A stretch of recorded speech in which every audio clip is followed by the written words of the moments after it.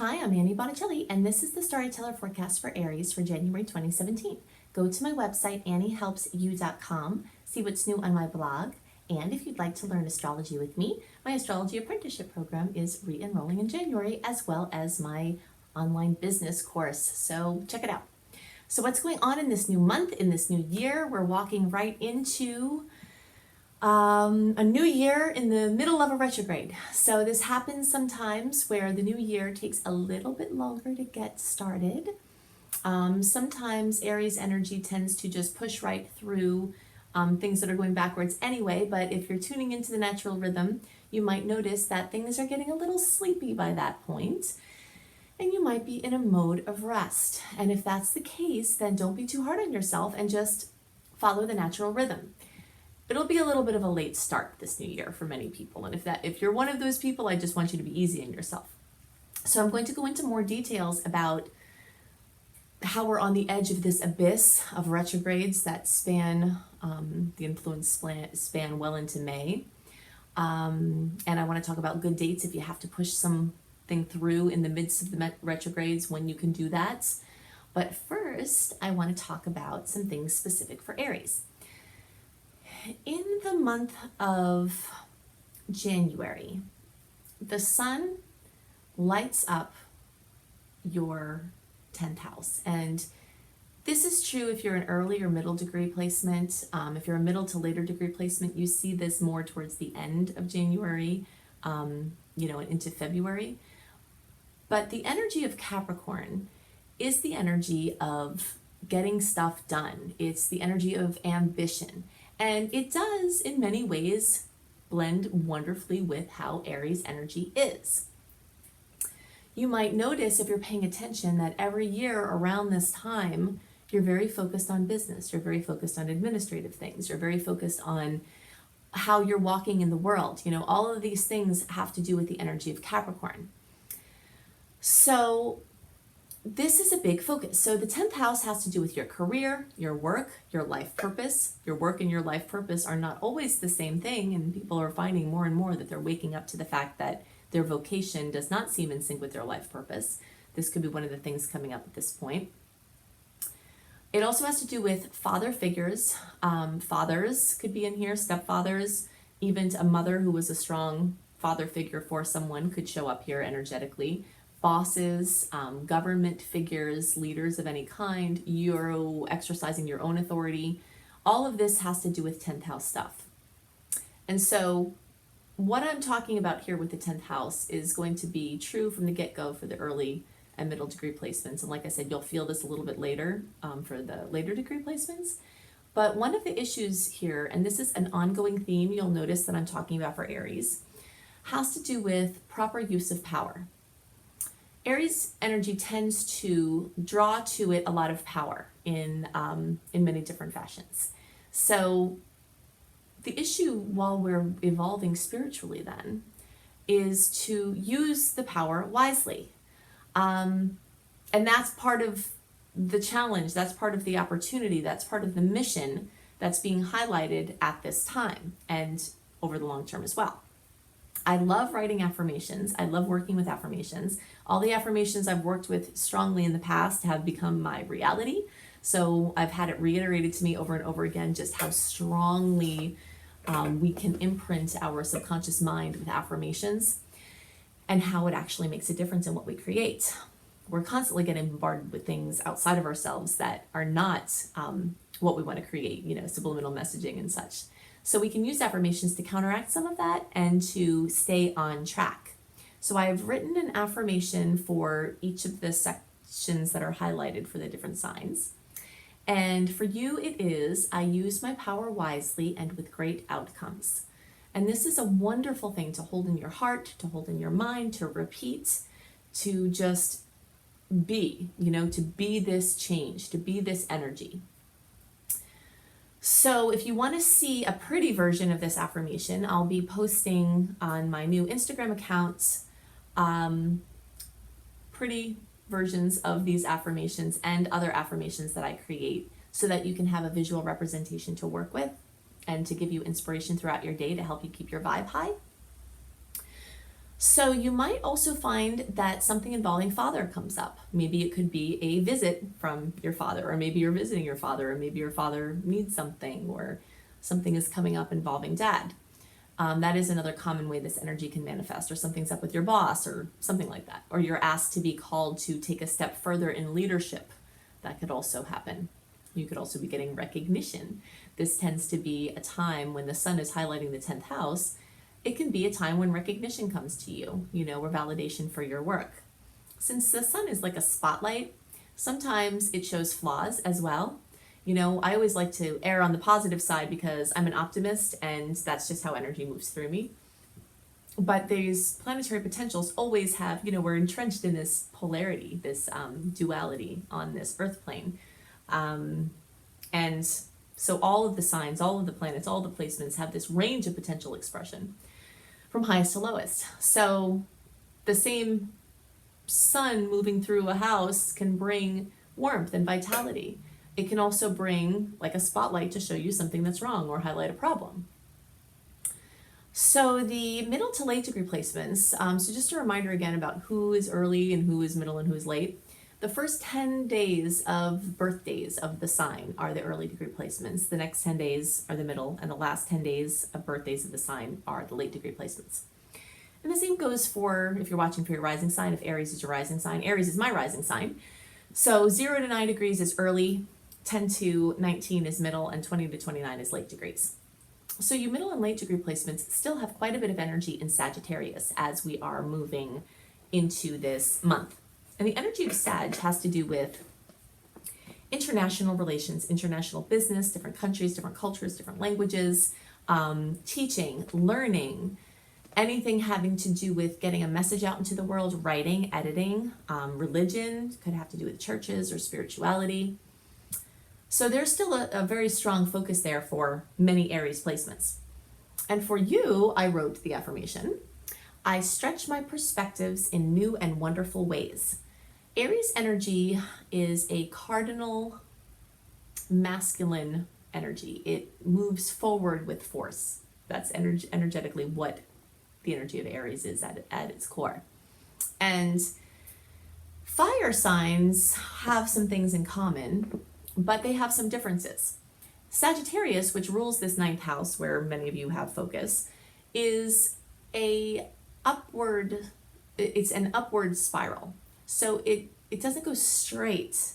It goes in a spiral and then up, but it goes to a finite direction. Similar that Aries goes. However, Sag energy is a little bit more flexible in some ways, where Aries can get on one thing and go in this kind of, unilateral direction. Sag energy can kind of be all over the place. And so this idea of stretching perspectives in new and wonderful ways is really a good point for all Aries placements, because sometimes we need to leave a little room for magic to happen. And if we have just one set idea, we can't let the universe do its work in the way that we want it to. So this energy of stretching perspectives is one that I think can be really relevant on a lot of levels all the time for Aries placements. So you might find, things happening with teaching and learning and all of these other things that I listed.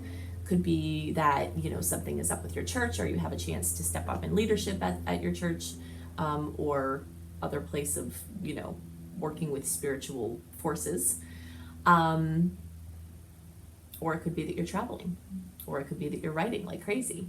But there's a lot of strong energy there. So that's some of the short-term energy for Aries. For the long-term, there's still, for the early degree placements, there's a really strong weight, stellium of planets. Chiron, which is an asteroid, Neptune, and the transiting south node have all been sitting, just like perched in your 12th house. And this month, transiting Venus and Mars are also there, bringing a massive amount of energy to the 12th house. And the 12th house is the subconscious mind, so the affirmation work or working on deeper levels. But the 12th house is also the house of sleep. So you might find that something involving sleep, lucid dreaming, you could locate or you could understand sleep to be at the source of your health issues. Most people who are trying to improve their health will often deal with their sleeping issues last. And really, what we need to do is deal with our sleeping issues first, because the body heals at night. And if you don't get into REM sleep for the proper amount of time, then your body creates inflammation, and inflammation is the source of all disease. It creates disease, it exacerbates things that are a problem already. So this focus on the 12th house is telling me that many people with Aries placements, and this is not just, this is early degree, this is middle degree, and late degree placements, have some of this focus on the 12th house, where there's this issue here. And I know myself, I've been working with a massive amount of sleep learning. So this might be current for you too. If you have mild sleep apnea, you might not know it. You can try Breathe Right strips. You can get them for like $10 on Amazon, and they could totally change your life in crazy ways that you have no idea. Some other people have more serious sleep apnea. Sleep apnea goes undiagnosed in most people because the sheer difficulty of getting a sleep study, or even to know that sleep could be enough of an issue to ask for a sleep study and then go to a facility to do a sleep study, is just such a royal pain in the rear that most people are not going to deal with it. And yet it could be at the source of many issues on many levels: psychological issues, physical issues, emotional issues, spiritual issues. So they have sleep studies now that you can do at your house. They will mail them to you, and they're weird. They're like a weird contraption, and you're like, kind of look like a cyber something, with all these tubes attached and whatnot. But you can digitally send the results of the sleep study and find out if this is a factor in your life. So I wanted to bring it up because all the things that I learned for myself, of course, especially people who have similar placements to me, I know I'm not the only one dealing with this. So things having to do with sleep, things having to do with peace and quiet. That's another thing. Aries energy is so out there that it can exhaust itself. And having to have that counterbalance to go within, to go in nature, to get away from the computers, to get away from people, and have that downtime is really, really, really, really important. So, and that's current for early, middle, and late degree placements in this long-term transit. All of you have Chiron there, and that's why something is up there for everybody. This is the wounded healer, the asteroid. So those are the things that I have on my mind for Aries placements. I want to talk about, if you want to launch, what your best times to do that are. I want to talk about the retrograde cycle we're standing ahead of, or standing before. And I want to talk about some other good dates and some other challenging dates for January. So I'm calling the month of January 2017. The theme for all signs is the edge of the abyss. We start out the month in the middle of the first of a series of personal planets being retrograde. Personal planets are the ones that are closest to us. So really the ones that are relevant here are Mercury, Venus, and Mars. Whenever one of those planets appears as if it's going backwards in the sky, of course they never really do go backwards in their orbit, but from our position on the Earth, if you were watching it in the sky, it would look like it was going backwards. That period of time, called a retrograde, lends itself into going backwards and going in deep. Some people have made the mistake of thinking you can't do anything during a retrograde cycle. That is totally not true, and I'm going to go into more details about that. But basically this energy of being on the edge of the abyss in this Mercury retrograde that is welcoming us as we start this new year. Then on January 8th, Mercury goes direct, and then at the end of January, the shadow period for Venus retrograde starts. Venus rules love and beauty and money. So the energies ruling, or the energies regarding those topics all tend to go backwards. But there's also a shadow period before the actual retrograde. So even though Venus is not retrograde until March 4th, and that's through April 15th, at the end of January, it's already warming up. You know, it's kind of like when you're on your way somewhere, maybe you're at a place not in the forest, okay, and you're driving and there are no trees around, then all of a sudden you start seeing a couple of trees here and there, and you know that when you go deeper, you're going to be covered with trees on both sides of the road, you know, but it's kind of like the trees are starting to show up, and you're getting that vibe of going into the woods. And that's what the retrograde is like, and that's what the shadow periods are like. So just as Mercury starts to be clear of its shadow period, Venus's shadow period starts. And then we get into full-on Venus retrograde. And then just as Venus goes direct in the middle of April, we start the shadow period for the next Mercury retrograde. And then it's not till May 19th that Venus is completely clear of its retrograde cycle. And it's not till May 21st that Mercury is completely clear of its retrograde cycle. So you can see why I call this time in January the edge of the abyss, and why, if you've listened to my horoscopes for a while, you can see why I was pushing you to push as many things forward into the world in the launch period, November through like December 3rd or so, because these energies want to go back and they want to go in. An analogy that I've been thinking of that really reminds me of the energy of what we're standing before. As I was stating earlier, it's a huge mistake to think you can't do anything in a retrograde. There is so much to do, there's plenty to do, and there are some things that it's actually good to do those things. You can get some specifics on Mercury retrograde by watching my video for that transit. You can also watch my video for Venus retrograde to get more details about specifics for that transit. I'll give some general retrograde energies here.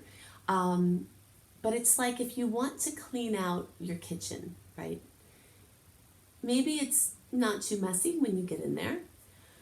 But when you start taking stuff out of the cabinets and spreading all the clean surfaces with the stuff from the cabinets in order to get everything out, throw stuff away, wipe the surfaces inside the cabinets, you create a righteous mess, right?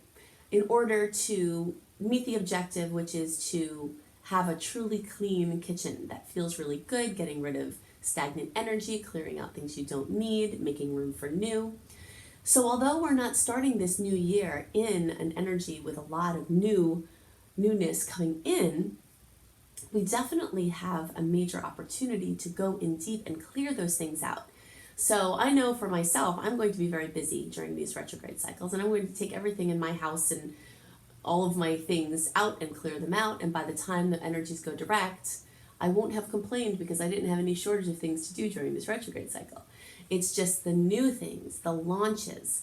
If there's something you've been doing all along, like for instance, I teach Creating Successful Online Business course, and I teach an astrology apprenticeship program. I've been teaching these for a while. So you'll see my launches come out in the midst of these retrograde energies, but they're not new, and they're short-term programs. That's another thing to know about these new, the warnings to not do new things during the retrogrades. That's really a warning to not do long-term things. If you want to try something on or do a trial period or do something for a short amount of time that's not intended to have longevity, it's perfect. It's fine. You can play, you can experiment, etc. And it's a wonderful time to do that. You can have different experiences, and it's like a no commitment type of thing. If you go in thinking I'm going to be doing this for a certain number of years and it's going to be exactly how we're talking about right now, it's just not going to be that way. It's going to change and evolve, and that's the nature of the retrogrades. So, just keep that keynote of being on the edge of the abyss, keeping the understandings that things might have to get a little messier in your life before they can become clearer, but that this is really what's needed. It's really what's needed to get you closer to the things that you want to do, the experiences that you want to have.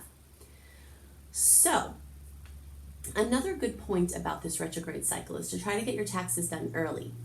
If you can submit them, like at the end of, I know you have to wait for some tax documents at the end of January, but as soon into February as possible, have all your ducks in a row, it's going to be much easier for you because April 15th is the tax day that everything is due, but that's the end of Venus retrograde, and money things are going to be affected by this. So you might want to try to get that done. Something else really great about retrogrades is that when you are taking everything out to look at it again, you often find a lot of gems, things that you totally forgot about. If you're a writer, maybe if you're clearing out old files, you find some things that could be usable for a current project, or that you feel inspired to go back and start getting into again. This happens all the time. Either something that you find or something comes back to you through someone else mentioning it, or something floats in your field in some way from the past, then you get back on it and you bring it to a different level. It's like something coming back from the past that you work on. But you often will find a lot of gems, so contacting people from the past, going through things from the past, clearing out stuff is one of the best things you can do during retrogrades. And then you'll be in a much better position for launching when the stars are great again, which is like May 21st is really, there might be a couple of dates before then that could work, but that's the day that the Venus retrograde, the Mercury retrograde is clear. So you've got from May 21st through July 25th, free of personal planet retrogrades. And as we get closer to those days, I'll give you, challenging dates and good dates around in that time period. But I just want to give you an overview for the year so you have a snapshot of what we're looking at. Then we have another retrograde cycle between July 26th and October 6th, and then we're clear again from October 7th through November 5th. So essentially you've got 2 good launching periods this year. And then you might want to take advantage of that and line things up that way. So, let's see, I want to give you the good dates. I say good dates. These are dates that have sweet aspects that are occurring. And note that some of the dates I give you that could carry sweetness are also some of the same dates that could bring challenges or drama. Because on some days we have certain really good aspects and certain challenging aspects at the same time.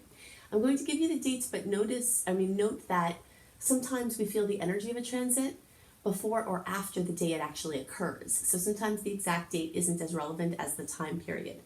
I'm not going to list all of why these dates carry sweetness or challenges. You can see more details about that when you sign up for my free email newsletter, which is on my website, anniehelpsyou.com. I do a write-up for the month before that gives the theme of the month, themes, keynotes, sweet days, challenging days, as well as the actual aspects that make those sweet or challenging, with a little bit of explanation as to why and what's happening there. So you can get that for free on my website, anniehelpsyou.com. Okay, so you might find sweetness on or around January 3rd, January 6th and 7th, January 20th, 23rd, 28th, and 29th. Put a big star around January 29th January 28th, because this is the Chinese New Year and the new moon in Aquarius. So if you have to push something through that you could not push through in my suggested time frame that ran until December 3rd, then this might be a date that could work for you, because it's dancing right between some challenging aspects, but it has a lot of good energy for forward momentum. So if you have to push something through or do a follow-up for something that you had already started, that could be a date that you could slip in. Really, the end of January and the beginning of February, if you have anything that you're going to have to push through that you didn't do in the window through the beginning of December, that's going to be your best time, because you're only going to get deeper into the Venus retrograde as you get deeper into February. So it's going to be pretty retrograde-y until May after that. But it will still have effects because it's right in the middle of all this, but it's your best bet if you have to do something. So the dates to have extra care or where there might be challenges or drama are January 5th through 12th, the 19th, the 27th through the 29th, and the 31st. Okay, so definitely check out my blogs, my new moon, making powerful wishes for each of the new moons on my website, anniehelpsyou.com. You can also check out my courses, my coach certification course, my creating successful online business course, and my astrology apprenticeship program. My astrology apprenticeship program and my creating successful online business courses will be re-enrolling. They have been closed for enrollment. They will be re-enrolling in January. So you can check that out, and maybe you'll want to join me to do these professional certification courses. So I hope you have a wonderful month, and I will see you next month. Bye.